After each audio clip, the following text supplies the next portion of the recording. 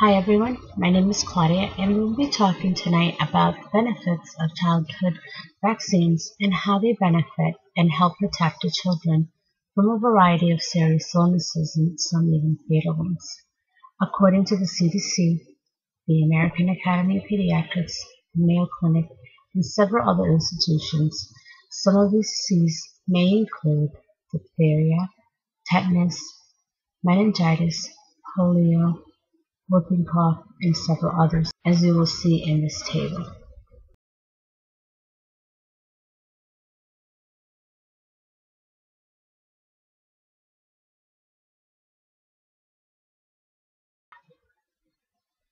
Well, as you can see, this list includes several other things like chickenpox and things like that. Now, some of these you may have heard of before, or maybe not. The ones you may not have heard of could be because they have become so rare because the vaccines are doing their job in protecting our kids against these diseases. Based on the information from the CDC, we'll talk about a few of these diseases. For example, let's start off with diphtheria. What are some of the complications that can occur from it? It may cause myocarditis, which is inflammation of the heart muscular wall, pyelonephritis, which is also an inflammation, but this one is of several different nerves all at the same time, causing wasting of the muscles, leading to paralysis and a lot of pain. In some very rare cases, it can even cause obstruction of the airways. Therefore, this may be transmitted from person to person by contact with one another. So now we know what diphtheria may cause. So let's move on to measles. Did any of you have measles as a child? No, I did. It's possible that for those that didn't, let's find out what happens to a child who contracts the measles. Based on the chart going back to 1950, you can see that the drop in the chart since the vaccine was licensed that clearly shows us the benefits of this vaccine.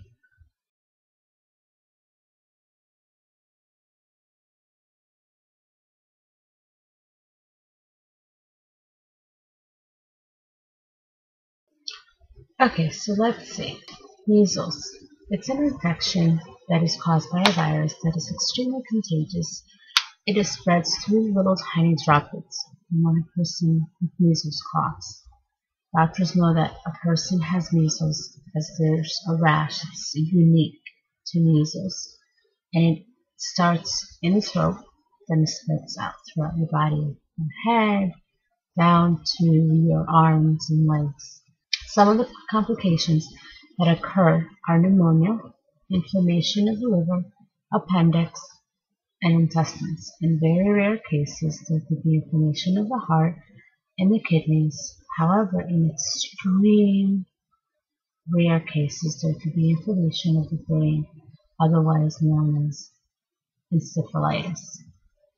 If a person ends up with encephalitis, it can cause seizures and even put someone into a coma. So long-term effects could include mental retardation. Is that a risk that you're willing to take with your child? I know that in my case, I wouldn't. Another one of the diseases that could, another one of the diseases that occur, another one of the other diseases that could occur when not vaccinating a child could be that they develop meningitis. And yes, there are several different kinds of meningitis. This particular one would be the one that's an infection that causes inflammation in the membrane that protects the brain and the spinal cord, which is called the meninges. Meningitis is a dangerous infection because the area that protects the brain and the spinal cord, those cells, the brain cells, cannot regenerate. So once they're dead cells, not unlike anywhere else in the body. Therefore, this can have some serious implications that are lifelong if these brain cells are damaged permanently by this infection.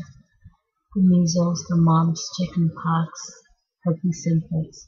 All of those are other illnesses that can cause meningitis, making it very dangerous for someone to completely recover 100% from this type of an infection, because they can't, because those cells die, and when they're dead, they're dead. Moving on. Polio's medical term is poliomyelitis, also known as infantile paralysis. This is a highly infectious disease that affects the central nervous system. The way that this virus attacks the nerves and muscles, causing paralysis, which means that they no longer are able to work. In mild cases, it can cause neck and back pain, which will resolve in time. In some very extreme cases, the infection can invade the brainstem, the spinal cord, the control center, and causing a person to have trouble breathing and swallowing, also problems with their heart rate, blood pressure, and ultimately can lead to death. As we're moving down the list, you can clearly see that some of these, more and more we go down, their complications go far and continue to go from bad to worse. So let's continue on. That brings us to tetanus, which is also a well-preventable disease. Let's see. Tetanus is a life-threatening, as all the others, diseases that affect the central nervous system as well, the control center. It's a bacteria that enters the body through a scratch or an abrasion, a cut, a wound, an opening of some kind of the skin to the outer surface.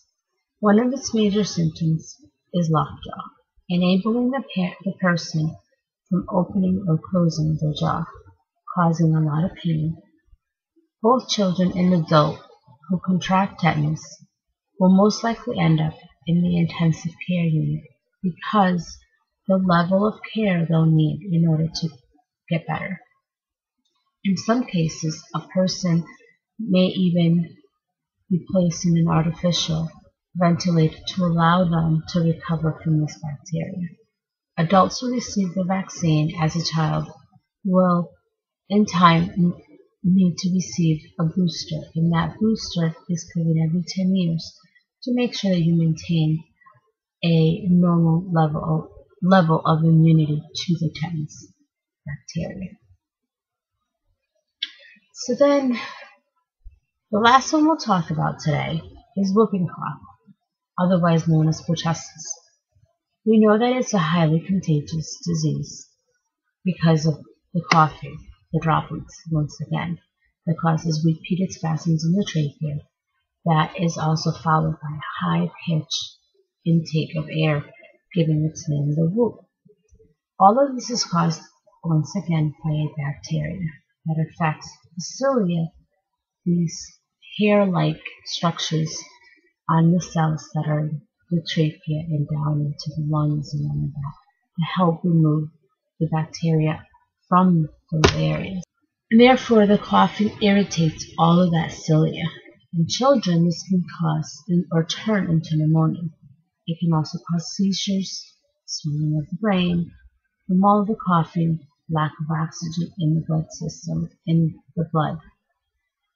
Also, from the constant coughing, children and adults can end up getting hernias and vomiting profusely from all the constant coughing.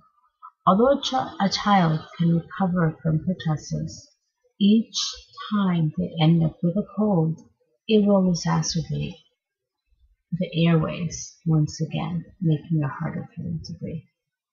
So what do you think? Now that we have gone over a few of these diseases that a child can get because of the vaccines that would protect them have not been given to them, do you still feel that this is something that you still don't feel comfortable doing?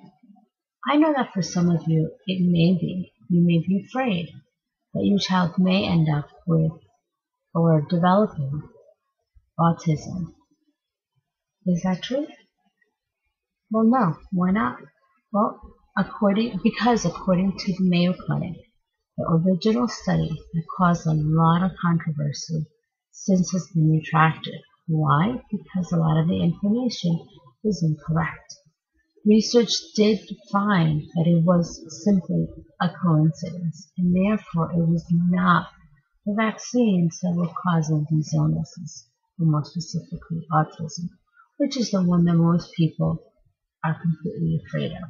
I know I was.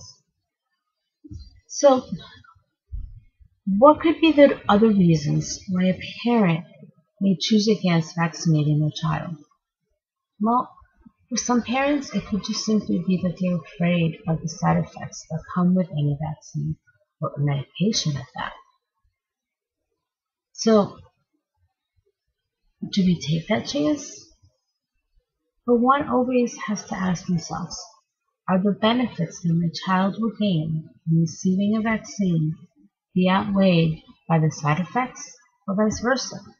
Most likely, it will be the benefits versus the side effects.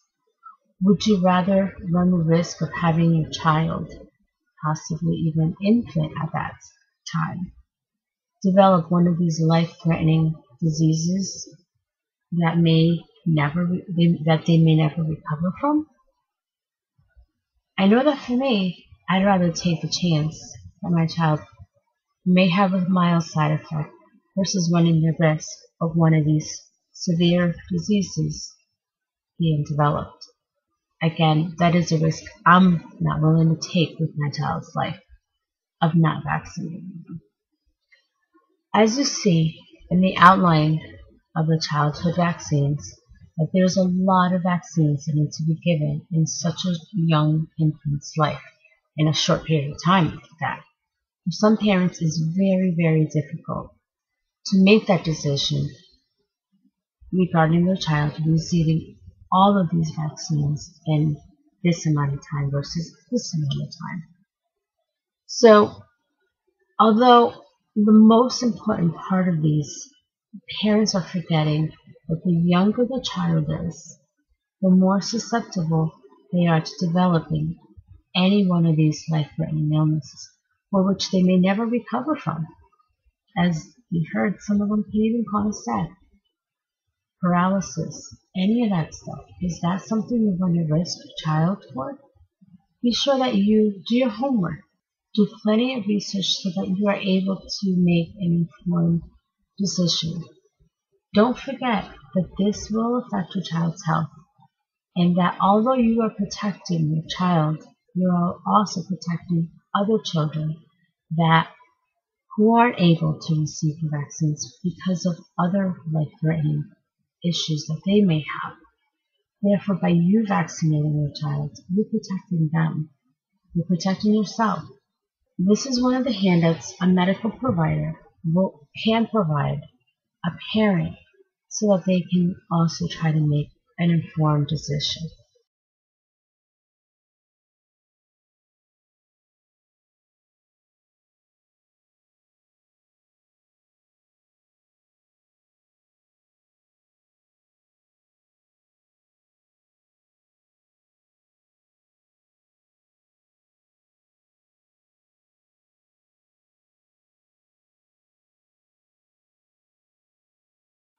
I hope that I was able to provide you with enough information and did not bore you to death, and that you are able to walk away with both sides, the pros and the cons, but definitely take a look and make an informed decision, not just by letting others persuade you to what they believe or they want to do.